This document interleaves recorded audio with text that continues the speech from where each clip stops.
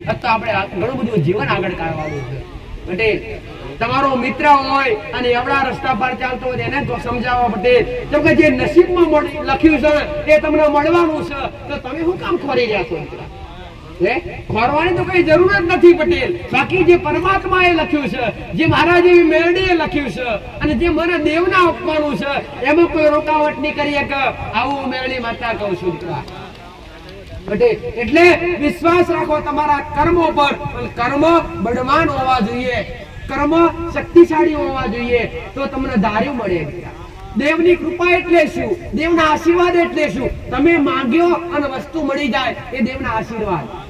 બાકી માતાજી કે ભગવાન પોતે તમને કોરિયા વાળી જવાડવા આવતા નથી અને આવવાના પણ નથી. રાહ જોઈ ના રહેતા. હા, કોઈને નિમિત્ત બનાવી મોકલશે દીકરા. હવે અત્યારે તમે કહો કે અમારી માતાજી આવે અને અમને કે સારું થઈ જાય તો જ અમે માનીએ પટેલે કે માતાજી સારું કરશે.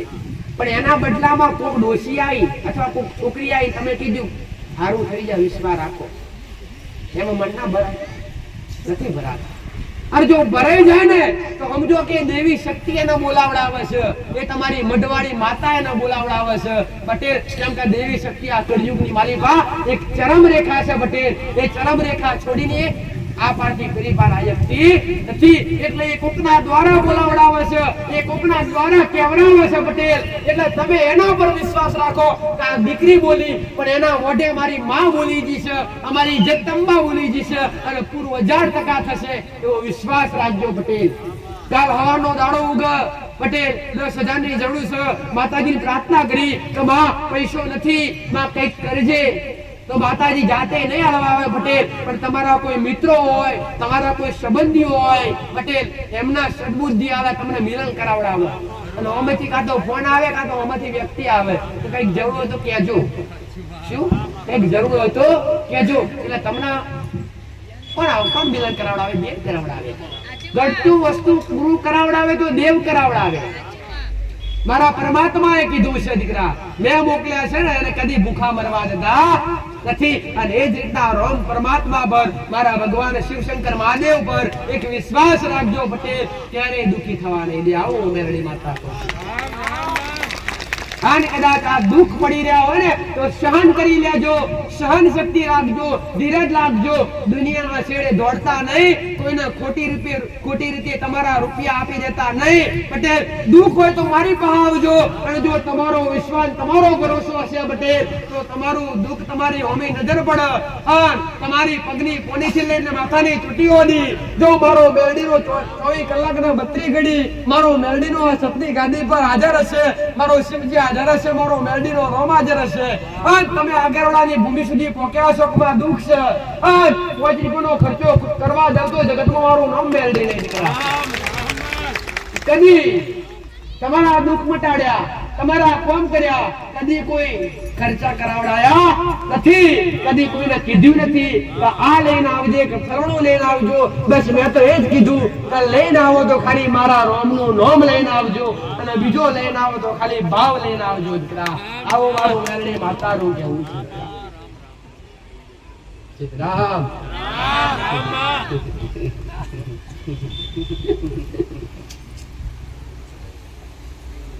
બીજું મળે કે ના મળે, પેઢીની કોઈ દેવી શક્તિ મળે કે ના મળે, પેલા ખોરવું હોય તો કુળનો દીવો ખોરી નાખવો. ખબર છે જે પૂજી છે એમના ધન્ય છે, એ બધા નસીબદાર છે. જેને ખબર છે અને જેના ઘરમાં પોતાની કુળદેવીના નામનો દીવો થાય છે એ દરેક ભાયકશાળી છે દીકરા. પણ જેને ખબર નથી કે કુળદેવી એટલે શું પટેલ, સનાતન ધર્મની અંદર કોઈ ધર્મ એવો બાકી નથી પટેલ, કોઈ જાતિ એવી બાકી નથી કે એની અંદર એના કુળનો દીવો હોય નહીં દીકરા. કુળનો દીવો એટલે તમારા પેઢીનો, અરે રે મેન દેવ કહેવાય, જેને રાજા કહેવાય દીકરા. જેને તમને આ કુળમાં જન્મ આપ્યો છે જે તમારું કુળ વધારે, કુળ એટલે તમારા વંશનો વેલો વધારે, એને કુળનો દીવો કહેવાય, એને કુળદેવી કહેવાય દીકરા. અને એ કુળદેવી તમારા ઘરમાં હાજર હશે અને એ કુળદેવીના તમે અત્યાર સુધી ગુનાહ નહીં કર્યા હોય, ભૂલ નહીં કરી હોય પટેલ, તો ક્યારેય તમારા ઘરમાં સુખ વેગળું નહીં થાય. સુખ દૂર જાય, સુખ તો પહાડ પહાડે જાય. એટલે તમારા કુળનો દીવો એટલે બેન શક્તિ, જે રાજા કહેવાય ઘરની અંદર. તમારા ઘરની અંદર કોઈ વડીલ હોય એને શું કહેવાય? મેન મોભી કહેવાય. કહેવાય કે ના કહેવાય? મોભી કહેવાય. અને ઘરમાં પરિવારમાં કઈક પ્રસંગ આદરવો હોય ને તો વડીલ મોભીને ભેગા કરે કે દાદા અમે આ કરીએ છીએ તો આ બરાબર છે કે નહીં, સાચું ખોટું પૂછવા નહીં ભેગા કરતા. એમ એમની તમારી ફરજ છે વડીલને બોલાવો અને વડીલને ભેગા કરો અને વડીલને ભેગા કરી અને પછી એનું નિવારણ કરીએ. ઝઘડો થયો હોય તોય ભેગા કરે, કઈક હારવાનો પ્રસંગ આદરવાનો હોય તો વડીલને જ પેલા ભેગા કરે. એવી જ રીતના તમારા ઘરની અંદર, તમારી પેઢીની અંદર એક વડીલ માતા બેઠી છે, એ છે તમારા કુળનો દીવો દીકરા. એને પૂછીને જો ઢગલા ભરશો અને એનો રાજી રાખશો ને તો પેઢીની 8 માતાઓ લડવા વાળી હશે ને તે લાઈનમાં ઊભી કરશે દીકરા. તો ઊભી રહે, હું રાજા છું અને રાજા જ્યાં હુકમ ના કરે ત્યાં પોનું પણ હલે નહીં દીકરા. સાચું ખોટું? અને જ્યાં સુધી હવે આજની વસ્તી એવી છે દીકરા, તો કુળદેવીને ખબર જ છે, કુળદેવીની તો ખબર જ નહીં. અને કોઈને મેરડી બેહાડ દીધી, કોઈને સિકોતર માતા બેહાડ દીધી, કોઈને જબરી જોગણી બેહાડ દીધી પટેલ, કોઈને સધી માતા બેહાડ દીધી. આવી પેઢીની જે માતાઓ લખતી છે એ બેહાડ દીધી, પણ કુળદેવીને આજ સુધી બેહાડી નહીં. હું એમને એક પ્રશ્ન આવીશ દીકરા, કશું રાજા ગાદી પર ના બેઠો હોય થોડી પડધોન બેહે ભાઈ? જ્યાં સુધી રાજા ગાદી પર ના બેઠો હોય થોડી પડધોન બેહે નહીં. અને જયારે રાજા ગાદી પર બેહે ને, જે સૈનિકો હોય, સિપાહીઓ હોય, પડધોન હોય, પછી બેહા દીકરા. પણ આ તો રાજાને ઉભા કરી મેલ્યા છે અને સૈનિકો પડધોન બધા નિરાતે બેહાડી દીધા, એટલે સુખ નહીં દીકરા. અને આ સગળ સંસારની અંદર પહેલું સુખ તો માત પિતાના ખોળાની અંદર છે, મા બાપના ચરણોની અંદર છે. જો આજની વસ્તી પટેલ મા બાપનું તિરસ્કાર કરે અને તિરસ્કાર કર્યા પછી તિરસ્કાર કરવાને એકરા છે સુખ મળે? હાશકારો ક્યાં થાય છે? તમને ગેરાઈન થાય છે. હે 4 ધામની યાત્રા કરવા જો તો પડેલી કઈ નહીં હોય ઘરની, ઘેર ક્યારે પહોંચે? અને તમે દરેક મંદિરે પહોંચો ને એટલે તમને નહીં થતું ખાસ, એમ નહીં થતું, થાય છે નહીં થતું, પણ ઘેર આવે એટલું થાય છે ખાસ, ઘેર આવી જાય થતું. તો બધું સુખ કઈ છે? ઘેર છે. પણ મળતું પટેલ તમને ખબર છે ગમે તો ફરવા જઈશું અંતે તો ઘેર આવવાના પટેલ. તો તમારી આત્માને એટલું પૂછો દીકરા કે ગમે એટલું કરશું અંતે તો પરમાત્મા પાસે જવાનું છે. એટલા સારા કાર્ય અને સારા કર્મ કરતા શીખી જો. આવું મેરડી માતા કહું છું દીકરા.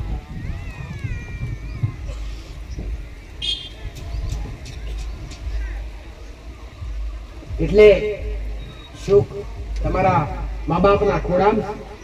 પેલું સુખ જો કુળદેવી થી મોટું હોય અને ભગવાન થી ઊંચું સ્થાન હોય તો મા બાપ નું.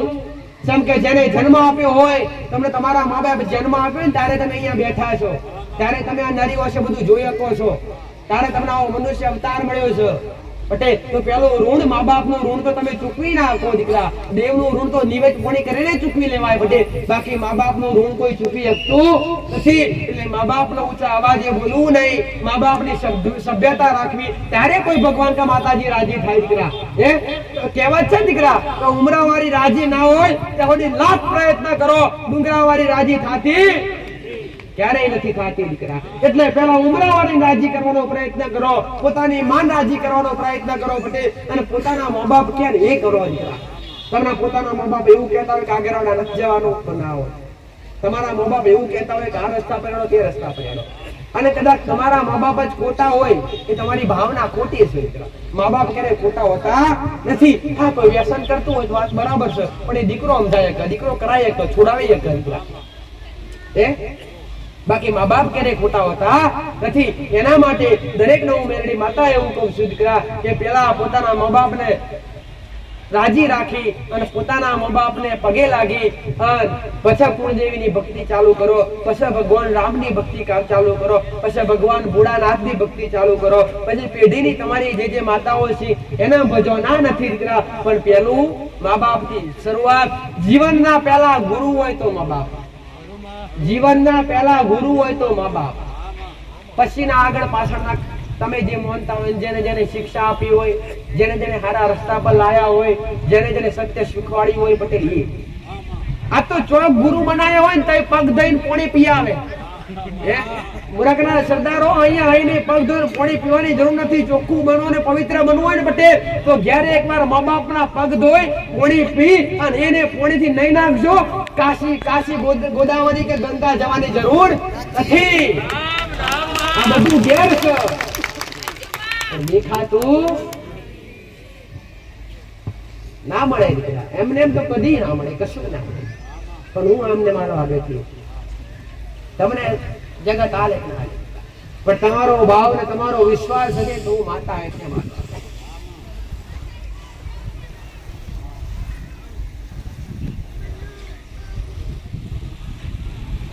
તમારી દરેકની એક લક્ષ્મણ રેખા છે.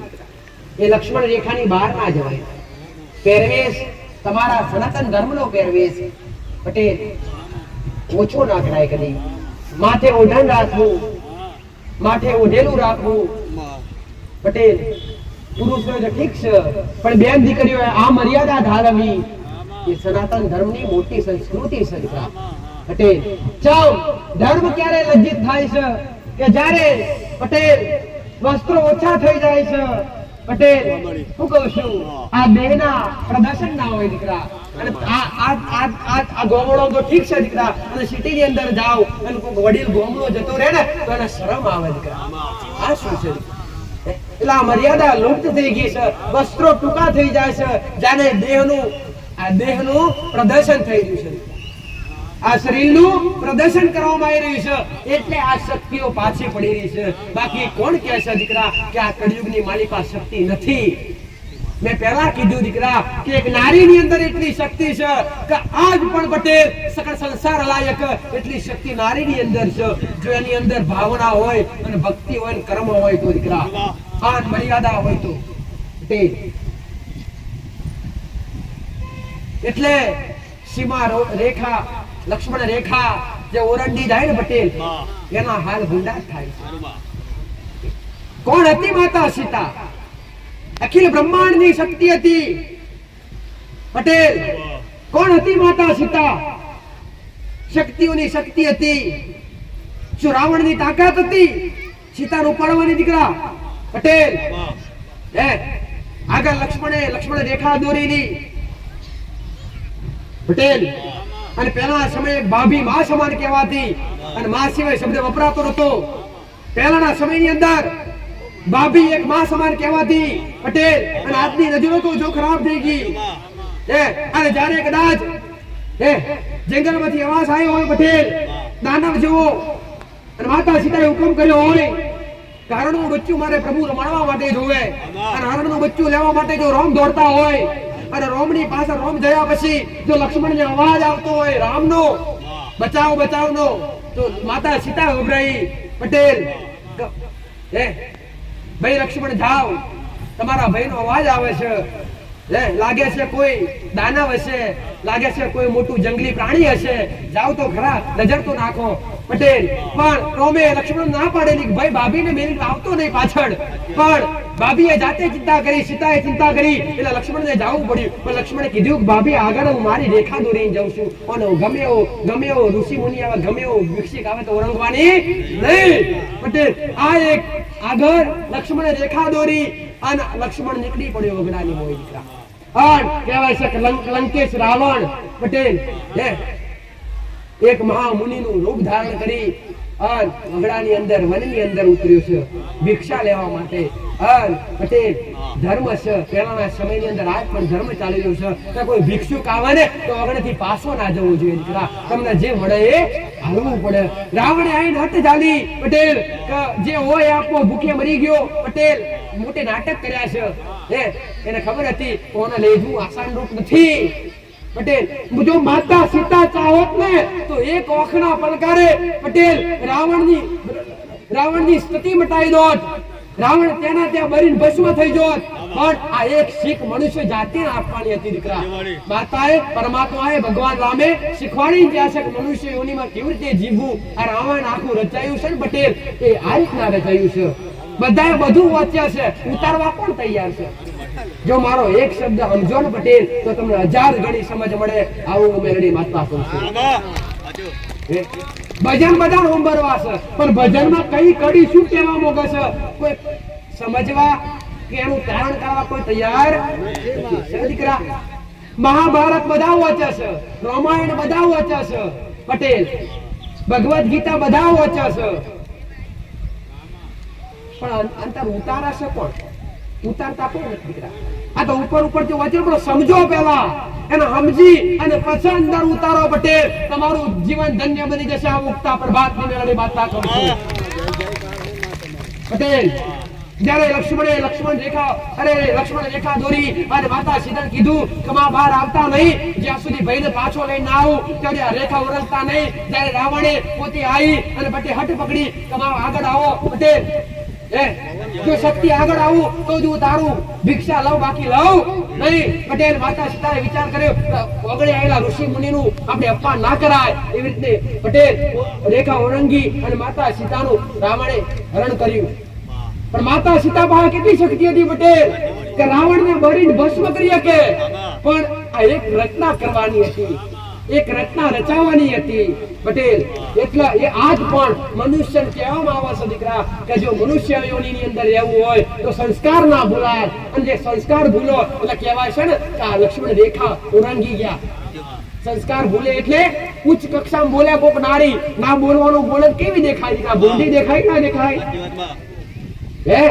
એટલે પટેલ કહેવાય છે ને કે વસ્ત્રો ઓછા થઈ જાય અને બોલવાની મર્યાદા બધી દૂર જતી રહે ને, એટલે લક્ષ્મણ રેખા ઓરંડી જા કહેવાય. ત્યારે સમજતા નહીં કે રાવણ મરી ગયો, ગોમે ગોમ જાગી રહ્યા છે. સમજતા નહીં કે રાવણ નથી પટેલ. કોકની અંદર અત્યારે રામ બેઠ્યો છે, કોકની અંદર રાવણ પણ બેઠ્યો દીકરા. એટલે વિશ્વાસ રાખજો ભક્તિમાં, ભાવમાં દીકરા. એટલે કહેવાય છે દીકરા જ્યાં દેવ છે તો દાનવ છે. આજ પણ જો મારા જેવી દેવી શક્તિ તમને સત્યના માર્ગ પર લેવા પર આવતી હોય અને તમને સત્ય શીખવાડવા આ જો કદાચ મારા દીકરાના રૂપ થકી, મારા દીકરાના શરીર દ્વારા, એના અવાજ દ્વારા આ બધું નિમિત્ત છે. કરનારી હું છું, બોલનારી હું છું, ભજનારી હું છું. હું તમને કહું મારો દીકરો બિલકુલ ભણેલો નથી, મારા દીકરા વાંચતા પણ આવડતું નથી પટેલ. તો મારા દીકરાએ કઈ વાંચ્યું કે શાસ્ત્રનું જ્ઞાન લીધું, પણ જ્ઞાનનો ભંડારો માતા છું દીકરા. હું મહામાયા મેળવી છું. શું કરું છું? હું મારા સરકારને સેવીને ઉતરી આવ્યો છું અને મારા રોમની રજા લઈને આવ્યો છું. તો તમારા દુઃખને ભાગીને ભૂકો ના કરું તો જગતમાં મારું નામ મેળવી લઉં. આ બધા જે નિયમો છે એ પેલું શીખવાડવું છે દીકરા. બાકી એવું તો નહીં કહેતી કે દોરો બોધીને ઘેર જતા રહો, પણ થોડીક શિક્ષા આપવી છે દીકરા. જે અત્યારે ભૂલી ગયા છો એ જાગૃત કરવું છે પટેલ કે આ ધર્મ શું છે, જે નિયમો શું છે, જે મર્યાદા શું છે એ શીખવાડવા ઉતરીશું પટેલ. કર્મ કોઈને છોડતું નથી, કર્મ પોતે પરમાત્મા નથી છોડતું, તો તમને તો કઈથી છોડે પટેલ? રામ જન્મની અંદર ભગવાન રામે બાલીને છુપીને માર્યો હતા દીકરા. બાલીને છુપીને બાણ મારી તું અને બાલીનો વધ થઈ ગયો. ભગવાન ના પણ એ કર્મ નડ્યું કે જેના ત્યાં આજ છુપીને માર્યો છે ને એ જ તને બીજા યુગની અંદર એ જ છુપીને તને મારશે. ખબર છે કે નહીં? ભગવાન રામે કોને માર્યો તો?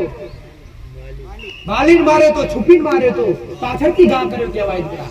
અને આ પાપ કહેવાય. શું કહેવાય? પાપ કહેવાય. અને એ પાપ પણ ભગવાન ના નડ્યું. ભગવાને રામ અવતાર ત્યાગે પછી શું કયો અવતાર લીધો? કૃષ્ણ અવતાર લીધો પટેલ. અને કૃષ્ણ અવતાર લીધો જ્યારે સંપૂર્ણ કાર્ય પૂરું થયું પટેલ, ત્યારે ભગવાન પરમાત્મા ખુદ, કૃષ્ણ પરમાત્મા ખુદ પીપળાના ઝાડ નીચે બેઠા છે. અને ભગવાનનું કહેવાય છે દીકરા, ભગવાનનું મોત અંગૂઠામાં હતું, જમણા પગના અંગૂઠે હતું દીકરા. અને એ જ્યારે જે બાલીને માર્યો હતો ને એ બાલીએ એ કૃષ્ણ અવતારની અંદર એક શિકારીના ઘેર જન્મ લીધો. એ શિકારી બની ગયો. એ જે સ્વીકાર કરે વગડાની અંદર સ્વીકાર કરે. જ્યારે ભગવાન પરમાત્મા ખૂબ નિંદ્રાની અંદર જ્યારે પટેલ વૃક્ષની અંદર બેઠા હતા અને નિંદરમાં હતા, જ્યારે એ બાલીએ બીજા યુગની અંદર પટેલ જે શિકારીનું અવતાર લીધેલો, શિકારીના ઘેર અવતાર લીધેલો, એટલે શિકારી જ બન્યા કહેવાય છે દીકરા. એટલે શિકારી બન્યો અને એ શિકારીને શિકાર કરવા નીકળ્યો એટલે ભગવાનનો પરમાત્માનો પગ ચમકતેલો દીકરા. જાણે કોઈ જાનવરની આંખ ચમકતી હોય ને, પ્રકાશ પડે એટલે ચમકે ના ચમકે દીકરા. આ કેવો લાઈટ ચમકે છે. અને દેવનું રૂપ કેવું હોય દીકરા, વિશાળ હોય. એટલે પટેલ શિકારી થયું જાણે કોઈ જનાવર છે. તીર ચલાવ્યું અને ભગવાનને પોતે અંગૂઠાની અંદર વાગી ગયું દીકરા. અને ત્યાંથી પરમાત્માએ દેહ છોડી દીધો દીકરા. એટલે જો આ કર્મ જો પોતે પરમાત્મા નડતું હોય, આ તમે કોકનું ખોટું કરો છો તમને નહીં નડે? નડે. એટલે ખોટું કોઈનું કરાય, કોઈનો પૈસો ગલાય, કોઈનું ખોટું ખવાય ગયા હું મેરડી માતા કહું છું. જેનું લીધું હોય એને આજ નહીં તો કાલ છેવટ બધું હંગાતે ના લાય તો થોડું થોડું કરી પણ આલી દેવું પડે. બાકી નકર પછી તમે એના ઋણી બનો. એના ઋણી બનો એટલે પછી બીજા જન્મની અંદર એનું ઋણ ચૂકવવા માટે તમારે ગમે તે બનીને એના ઘેર જવું પડે. તારે ઉતરે એટલે આ જન્મની અંદર ઋણ લઈને જવું છે કે ઋણ મુક્ત થઈને જવું છે? ઋણ મુક્ત થઈને જવું છે ને. અને ઋણ મુક્ત થઈને જાઓ ને તો તમને પરમાત્માના ચરણોની અંદર વાસ મળી જશે. આવો મેરડી માતા કહું છું.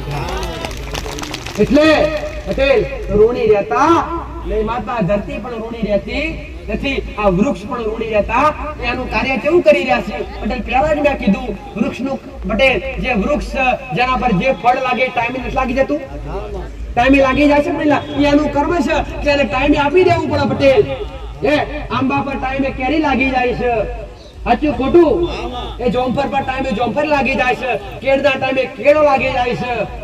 અલગ અલગ ફ્રૂટ જેને જે સમય આપ્યો છે ને એ સમય દ્વારા પોતાનું કાર્ય સંભાળી લે છે પટેલ. એટલે પછી એને આ 84 લાખ યોનિથી મુક્તિ મળી જાય છે પટેલ. એટલે જો કદાચ ધરતી માતાને તમે અનાજ નાખો તો અનાજ જ આપે છે પાછું. એક નાખો અને અનેક કરીને પાછું આવે છે. ઉડતા તમે તો એના ઋણી બનો. આ તો કદાચ ગાય ઓડી હોય અને દોઈ થાક્યા હોય અને પાછળથી દૂધ ના આપે એટલે ખીલેથી છોડી દીધા. આ પાપના ભાગીદાર બનો. સાચું ખોટું? એટલે આવા પાપના કોઈ બી જનાવર હોય ભલે દૂધ ના આવતું હોય દીકરા, પણ એની સેવા કરો, મળતા દમ સુધી સેવા કરો. ભલે એક બે પૂરા વધાર ના ખાઈ જાય, ઘાસ ખાઈ જાય પટેલ, પણ એક ઢોર કે જનાવર જેનું દૂધ તમે ખાધું હોય એ જનાવર તમારા ખીલે જ મારવું જોઈએ દીકરા. બાકી એને રસ્તે ભટકતું કરી દેવાય. અને આ જમાનો જો કેવો આવ્યો છે દીકરા કે જે ગાય ઘરની અંદર સચવાતી એ ગાય આજ રસ્તા પર રખડતી થઈ ગઈ છે. અને જે કૂતરા બહાર ભટકતા હતા ને એ કૂતરા આજ ઘરમાં આવી ગયા છે. આજ ઘણી જગ્યાએ જોતા હશો બે કૂતરા પાર્યા, ઘર હાચવવા પાર્યા. સાચું ખોટું દીકરા? પેલાના સમયમાં કૂતરાને ધોળવા માટે એક માણસ રાખતા, અને અત્યારે માણસ તો ધોળવા માટે એક કૂતરું રાખે. સાચી વાત નથી? વાત સત્ય છે. જે થઈ રહ્યું છે કળિયુગની માલિકા મને જે દેખાઈ રહ્યું છે એ બતાવું. અને હું મેરડી વારી કહું છું કળિયુગ બહુ ભારે છે. આ તો ખાલી શરૂઆત છે. કહેવાય છે પટેલ કળિયુગ સૌથી નાનો યુગ છે. કળિયુગ સૌથી નાનો યુગ કહેવામાં આવ્યો છે પટેલ. જેનું વર્ષ 4,32,000 વર્ષનો કળિયુગ કહેવાય છે. કેટલા વર્ષ? 4,32,000 વર્ષનો કળિયુગ કહેવાય છે પટેલ. એમાં કઈ 5 વર્ષ પટેલ 5,000 વર્ષ પૂરા થઈ રહ્યા છે. 5,126 વર્ષ પૂરા થઈ રહ્યા છે પટેલ. આવું તમે જાણી રહ્યા છો. જો કદાચ આટલા યુગની અંદર આટલા ખાલી વર્ષ 5,000 વર્ષ પૂરા થયા હોય તો અમે તમને આવું જોવા મળતું હોય તો આગળ કેવી સ્થિતિ આવશે? આગળના સમયમાં કેવી સ્થિતિ આવશે? દેવના નામમાં માણસ ના ખાશે. આવું પરમાત્માએ કીધું છે. કળિયુગની માલિકા માણસને ખાશે. અને અત્યારે આ ચાલુ થઈ ગયું છે. એકબીજાને કેવા તોડી પડી નહીં, પણ કર્મ કોઈને છોડતું નથી. એટલે તમે કદાચ આ યુગની અંદર જન્મ્યા હોય પટેલ અને ભગવાન પરમાત્માએ મારા રોમે આવો અવતાર આપ્યો હોય દીકરા તો માણી લો. જેટલું મળાય એટલું સુખ માણી લો, જેટલી કરાય એટલી ભક્તિ કરી લો, જેટલું લેવાય એટલું ભગવાન પરમાત્માનું નામ લઈ લો પટેલ. મારો મેરડીનો ભગવાન આવું કહે છે. એક જ આત્મા એવી છે, એક જ મૃત્યુ લોકની અંદર એક જ જીવ એવું છે જે પરમાત્માનું રટણ કરી શકે છે, એ છે મનુષ્ય દેહ દીકરા. બાકી કોઈ પશુ પક્ષી ભગવાનનું નામ લઈ શકતા તમારા પેટ નહીં લઈ શકતા. એ પોતાના મનથી લેતા હોય તો વાત ઠીક છે, પોતાને ભાષામાં પણ તમારા પેટ શુદ્ધ ભાષામાં લઈ શકતા નથી. એટલે હું માતા કહું છું દીકરા, ઘણા જીવ છે એના કરતા આ દેહ તમારો મનખો, આ તમારો રૂડો અને સૌથી મોટો કહેવાય છે. એટલે આ એડે ના જાય એનો ધ્યાન રાખજો દીકરા. આ એડે જાય એનો ધ્યાન. આવો ઉગતા બરબાદની માતા, આવો મારો મેરડીનો ભગવાન. ભાઈ તમારા વિશ્વાસ, તમારો ભરોસો લઈ આયા છો. આશા તમારી સદૈવ મારા સાનિધ્યમાં મળશે. ભાઈ ના કે તમને આવડતું નહીં, આ દુનિયાએ ના કે હોય એ કરતા મને માતા આવડે. ના કેતા મને આવડતું નહીં અને દુનિયાએ કહી દીધું કે ના થાય અને વિશ્વાસ મારી પાહો બટે અને હાથમાં પાતાળે પોકીને તમારા પૂરા ના ખોરી લાવું તો જગતમાં મારું નામ મેળવી નહીં.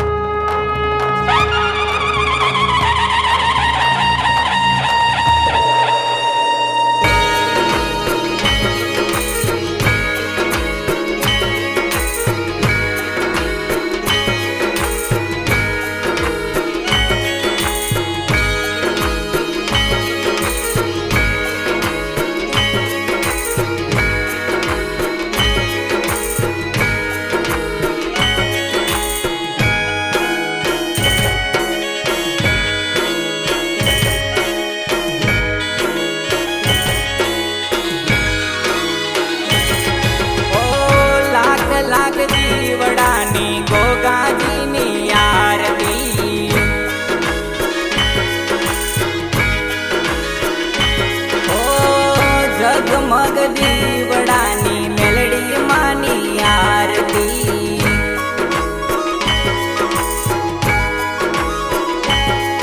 ઓ કુળદેવી માની મેલડી માની મણિધર મહારાજ મારા ગોગાજીની આરતી.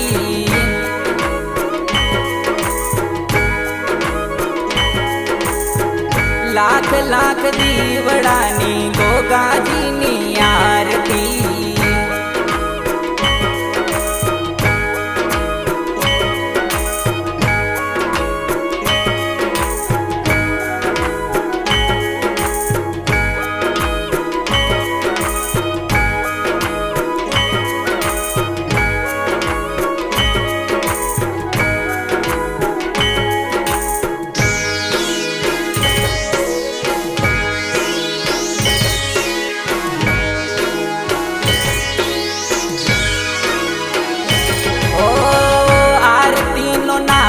ચૌદ ભુવન મારે ગાજતો,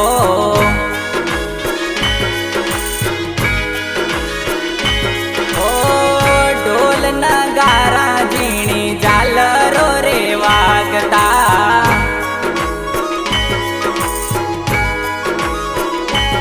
ઓ જય જયકારો માનો થાય રે થાય રે, જય જયકારો માનો થાય રે થાય રે. મેલડી માની